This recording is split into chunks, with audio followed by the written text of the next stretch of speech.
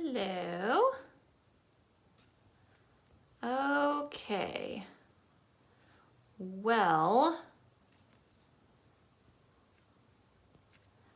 hi, welcome. I'm trying to figure out how to turn my camera to mirror it so you can actually read what I have, but I think that they may have changed Facebook Live and it won't let me do that. So we are gonna power through.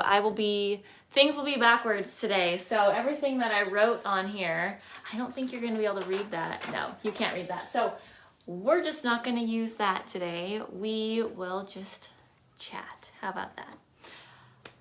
Let's get started. Let's do this. I will have to figure out what Facebook did. So my name is Melissa. Welcome.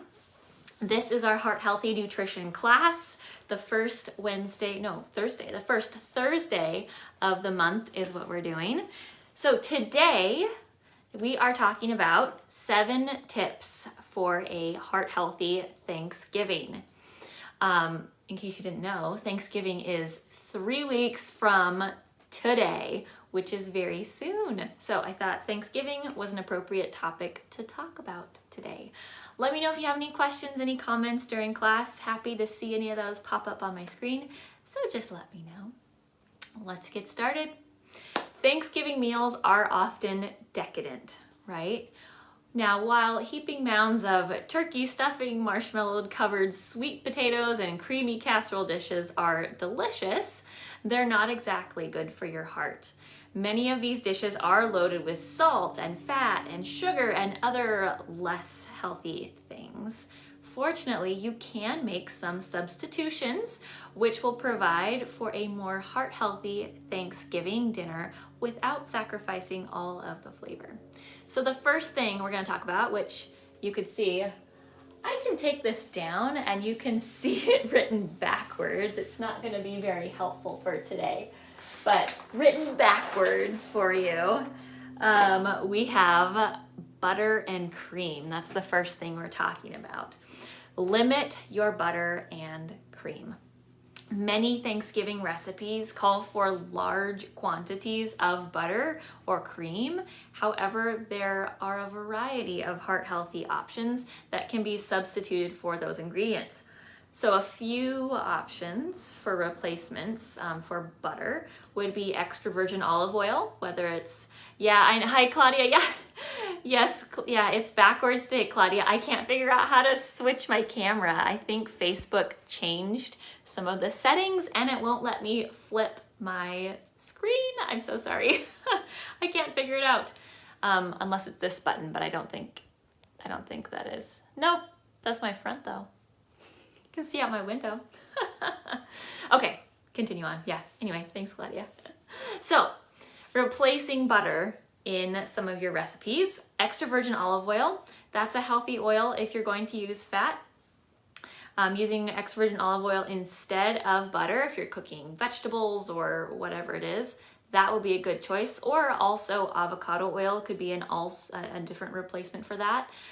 In some recipes, you can use Greek yogurt as a replacement for butter and cream, I suppose too. But Greek yogurt can be a replacement for fat in some recipes, and applesauce is actually a replacement for fat in some recipes. I don't know if a pie crust would work with applesauce or any of these options, but in other types of baked goods, I know that applesauce can replace some of the fat. If you're preparing a soup or a sauce or a potato dish that calls for heavy cream, I'm thinking of like mashed potatoes, for example. You can use a low-fat or non-fat yogurt or a non-dairy yogurt to achieve a creamy texture instead of using heavy cream, that full-fat heavy cream. So those are just a couple options of replacements of swaps. But the butter and the cream can definitely add up calories and saturated fat very quickly. Saturated fat is not necessarily something good for our heart health. So the second one, which you can't really read up there, but it does say whole grains. So stick to whole grains. Making everything with white flour will cause you to consume lot of extra empty calories and extra carbohydrates. When baking, if possible, substitute whole wheat flour for white flour, or at least part of it. I know that certain recipes won't be quite the same if they are all whole wheat flour, but in many baking type recipes, you can replace at least a portion of the flour with whole wheat flour rather than just using all white. You can use items such as whole grain breads, quinoa, barley, some of those different alternatives in stuffing to provide a heart healthy alternative to the traditional stuffing with white bread. I actually, I get a little bit domestic and I make whole wheat sourdough bread that I then cut up to use in stuffing. So it's whole grain, whole wheat bread. It does take a little bit more time to prepare that, of course, because I'm baking the bread first, but it does taste very good and it's healthier than traditional white bread in a stuffing, and you can't even tell the difference. So an alternative would be, of course, to buy a whole grain bread to use for your stuffing. They might have whole wheat bread stuffing mixes, though I don't know about that at all. But you can make your own with whole grain, whole wheat bread. So the next one, the next topic, which you also can't read, salt. This one is just kind of in general, we should be eating less salt for heart health. But with Thanksgiving meals are definitely often loaded with salt, more than we really need. When every item on our plate is heavily salted, it will result in a vastly larger quantity of sodium than is considered healthy for one meal. Maybe even for the day, depending on the stuff that you're eating, but for at least the meal. When preparing your dishes, start with less salt than the recipe calls for, maybe half the amount of salt or a quarter of the amount of salt, depending on what it is. In many instances, you'll find that you don't even miss that amount of salt. Recipes can be a little bit over salted. So try using a little bit less at first and then increased as needed. A few other tips that can help you reduce the salt in your Thanksgiving meal: lemon juice. Lemon juice can brighten flavors of vegetable dishes and compensate for a reduction in salt. So acids in general, whether it's vinegar or lemon juice, acids can kind of give that same taste reaction, I guess if we want to say, of salt.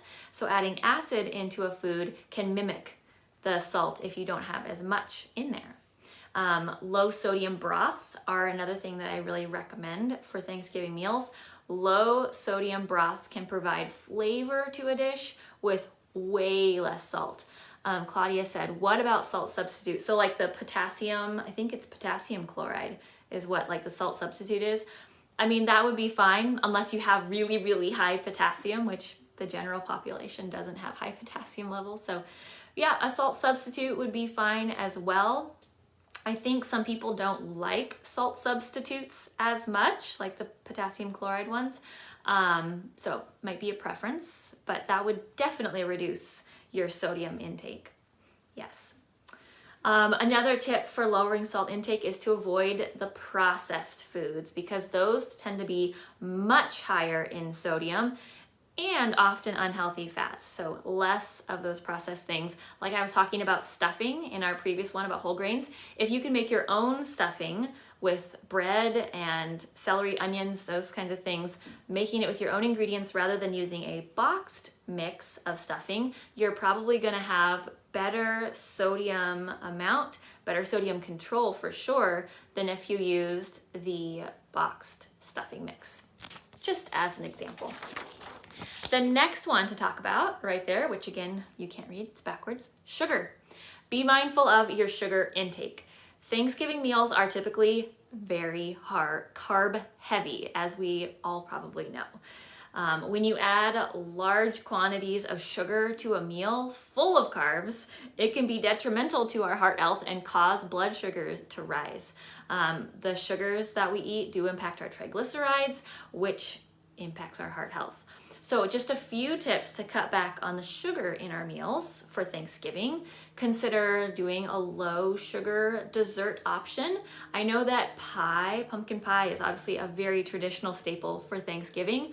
Maybe try having some alternatives in there like baked apples. Those can be a much lower sugar version of a dessert, but still they are sweet and they are healthy. They're apples. Instead of doing a baked potato casserole dish with the marshmallows on top and the butter, try just doing roasted sweet potatoes instead and use savory herbs and spices on those. Those can be a great alternative without having the sugary marshmallows on top. Using for cranberry sauce, using either a low sugar version if they have those available in the store, or making a low sugar version at home. Because cranberry sauce is typically cranberries and sugar. That's kind of the majority of what it is, maybe some water. So cranberry sauce can be a huge load of sugar on us. Excuse me. Add fresh fruits and naturally sweet vegetables like beets to salad dishes to provide a touch of sweet into your meal. Having those naturally sweet vegetables are very healthy, and it gives something a little bit fresher to give, and some of the sweet, like the beets, can add some sweetness in a natural way. And then avoid serving bread with your meal if possible to avoid the added carbs. I remember my husband saying, I think it was for last Thanksgiving, asking, do we need bread? Do we need rolls? And for him, and I think for a lot of people, the rolls are kind of like the extra thing, like you wouldn't miss it if it wasn't there. But if bread is there, you're going to eat it. So take that into consideration. Maybe you don't need a basket or a bowl of bread on your table. The next topic, which again you can't read, vegetables. Focus on vegetable sides. You can still enjoy a small amount of stuffing and mashed potatoes and those fun traditional foods, but they shouldn't be necessarily the focal points of your meal. Make sure that you serve several vegetable dishes for the sides to allow you and your guests to limit intake of the carb-heavy items on the table. You can bulk up your meal with vegetable dishes instead. Vegetables are an important component of a heart-healthy diet, and they should be well represented at your Thanksgiving meal. Oh, Claudia said, I usually have baked yam, no sugar. Hey, there you go. Yes, baked yams are great. And yams, sweet potatoes, yams, are naturally sweet on their own, and they don't really need added sugar. The marshmallows make that like a dessert more than they need to be. Yeah, anyway. So good options, good tips, options for the vegetables. Steamed green beans or carrots, not a green bean casserole that has canned, like the mushroom soup in it, the canned condensed soup, whatever.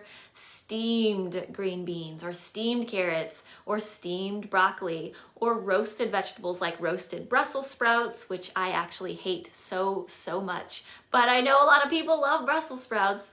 Roasted Brussels sprouts would be a great option.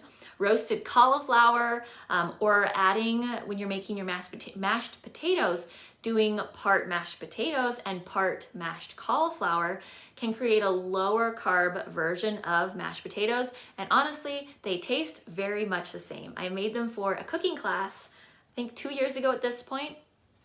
They taste like mashed potatoes, but it gives you a lower carb version of your mashed potatoes when you replace some of those potatoes with cauliflower. And then colorful holiday salads. If you need a recipe, I have recipes from previous cooking classes. Colorful holiday salads are a great way to add some freshness and lots of vegetables to your Thanksgiving meal. Down here, our number 6 is portion sizes. You must be moderate with your portion sizes. Part of eating a heart-healthy meal involves being mindful of those portion sizes.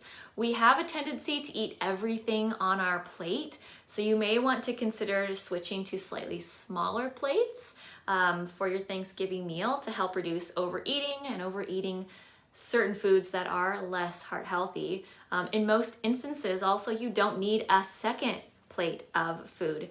Give yourself a few minutes to digest your first plate before going back for more.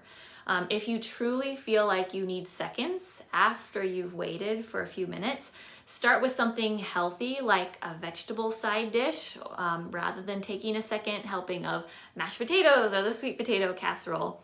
When it's time for dessert, take a small slice of pie or whatever it is rather than a large one. This can help satisfy that sweet craving, that dessert craving, without sending your sugar and your cholesterol levels all through the roof.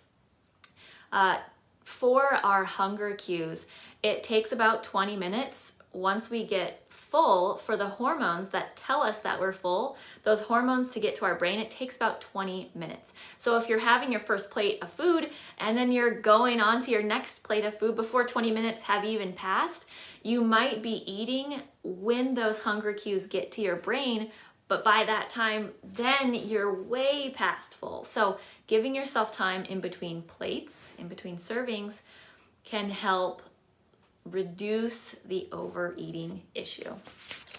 The last tip I want to talk about is alcohol. Holidays, notorious for having a little bit more alcohol involved in events. So do your best, limit alcohol intake. There's nothing wrong necessarily with enjoying a glass or two of wine or whatever alcohol you may like with your Thanksgiving meal, but you don't need to consume excessive quantities of alcohol. And, my phone kind of disconnected there. Okay, so alcohol can also increase your triglyceride levels, which is not good for our heart health. So after enjoying a couple drinks, 1 drink for women or 2 drinks for men per day is the recommended limit. After enjoying that amount, try switching over to water or seltzer water, unsweetened iced tea, whatever other kinds of non-alcoholic, non-sugared beverages that you like. And that is better for your cardiovascular health than alcohol. I really like some of those holiday flavored herbal teas that they sell this time of year. That is a great option. It's kind of nice to have a warm drink after a meal. So something like that is what I'd recommend to switch over to. So in conclusion, Thanksgiving is a wonderful holiday to spend with our family and our friends, and enjoying that good food is absolutely a part of the holiday magic. Of course, I love pumpkin pie. I love dessert. So I love all the Thanksgiving foods. However, our health is important too. Our heart health is important too. So try 1 or 2 or all. Try some of these tips that we just talked about. You can enjoy the holiday while also being conscious of your heart health. If you do end up going off track and ignoring all of these things, eating tons of butter, no whole grains, lots of salt, lots of sugar, if you end up going off track for Thanksgiving, don't beat yourself up over it. Accept that was your holiday. Just accept it and then transition back the next day to your more heart healthy eating. If it's too tempting having all those leftovers in your house, then plan ahead and get to-go containers for your friends, your family, to take some of those leftovers with them so you're not left with a week worth of these heavy, heavy Thanksgiving items. And I know that we all love our Thanksgiving leftovers, but with heart health in mind, we do want to be conscious of what those leftovers may influence for our heart health. So that's all I have for you today. I hope you enjoyed. I'm sorry again. I'm sorry that this is backwards. I don't know what Facebook did, but hopefully I'll figure it out by next week. Happy Thanksgiving to all of you. If I don't see you between now and then, I know it's still 3 weeks away. But thank you for watching. I will see you next time. Bye.